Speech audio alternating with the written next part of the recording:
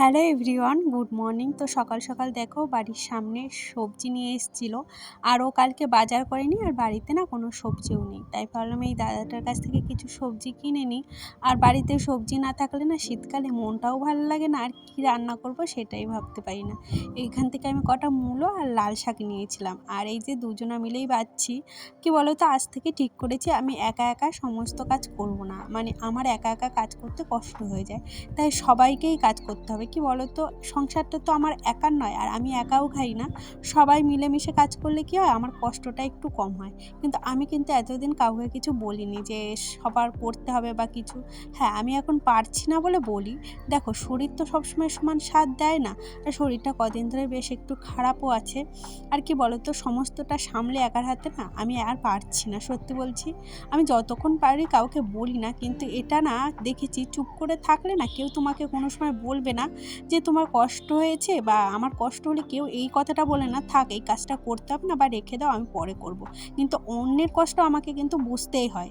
যদি না বুঝি না, বলবে দেখো আমার কষ্ট হচ্ছে, কোনো সময় কেউ কিছু বললো না, মানে এটা হয় আমি দেখেছি।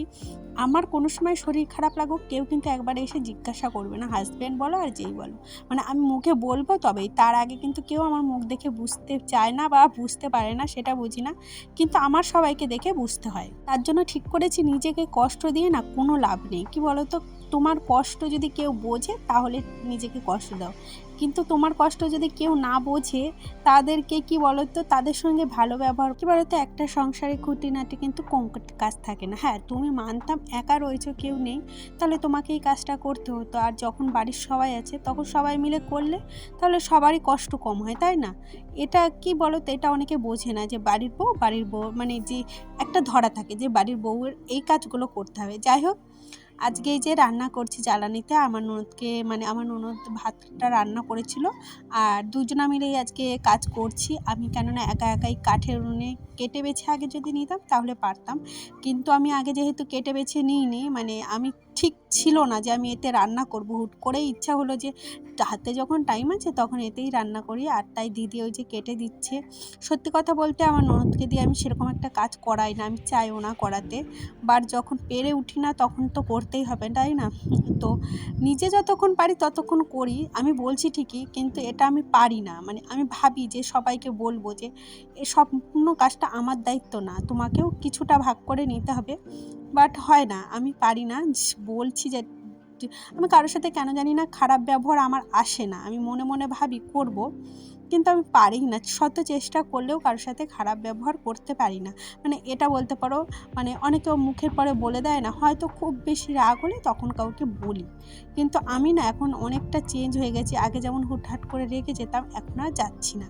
এখন মানে রাগ অনেকটা কমিয়ে দিয়েছি। যাই হোক, আর কালকে দেখেছো কতগুলো গাছ রেখেছিলাম, সেই গাছগুলোই এখন লাগাতে বসে পড়েছি। আর গাছগুলো একদিন হয়ে গেছে তো কেমন হয়ে গেছে, তো শিশিরে রাখা হয়নি। আর এতগুলো টব কিনতে অনেক টাকা লাগতো, তার জন্য আমি ভাবলাম চলো কটা কোটোও কিনে নিয়ে আসি। আর এই কোটো দিয়ে মানে ভেতর দেখেছি একজনাকে গাছ লাগাতে বেশ ভালোই হয়, কিন্তু 5 টাকায় হয়ে যাচ্ছে। সেটাই আমার এক একটা কোটো কিনতে গেলে কতগুলো টাকা লাগতো বলো তো।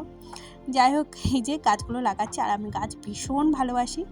আজকে মেঘলা মেঘলা আকাশ ছিল, তাই মানে ছাদে বসে এই কাজগুলো করতে পারলাম। এমনিতেই ঠান্ডার সময় মানে রোদে বসে কাজ করতে কিন্তু বেশ ভালোই লাগে। তারপরে এই যে নিচে এসে আজকে রান্না করেই অমনি ওই গাছগুলো মানে ভেবেছি গাছগুলো আগে তাড়াতাড়ি মানে ওর ঠিকঠাক যত্ন নিই। যাই হোক, তারপরে আর ভিডিও করা হয়নি, অনেকটা টাইম কেটে গেছে।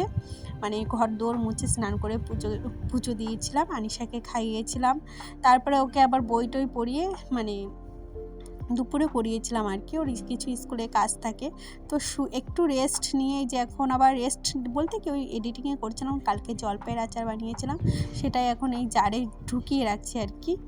মানে কি বলো তো, জলপাইয়ের আচারটা দেখছি কেউ সেরকম একটা খাচ্ছে না, কেন জানি না, আমিই খাচ্ছি না, তা অন্য কাউকে কী বলবো। তারপরে এই যে সবার জন্য চা বানিয়েছিলাম আর কি, দুধ চা। তো আজকের ভিডিওটাও এই যে আজকে আমি ছাদে ভয়েস দিতে এসেছি, তো এখন আমি ভিডিওটা এন্ড করছি। তো ভিডিওটা একটু ছোটো ছোটোর মধ্যেই রাখছি, যাতে মানে আরও করেছিলাম ভিডিও আর তোমাদের সাথে শেয়ার করিনি। অনেক লং ভিডিও আমি অনেক বড় দিতে চাচ্ছি না, কেননা বেশি লং হলে লোকের ইন্টারেস্ট চলে যায়। তো ভিডিওটা কেমন লাগলো প্লিজ জানিও, আর প্লিজ ভালো লাগলে একটু লাইক কমেন্ট করে পাশে থাকো। তো আজকের মতো টাটা।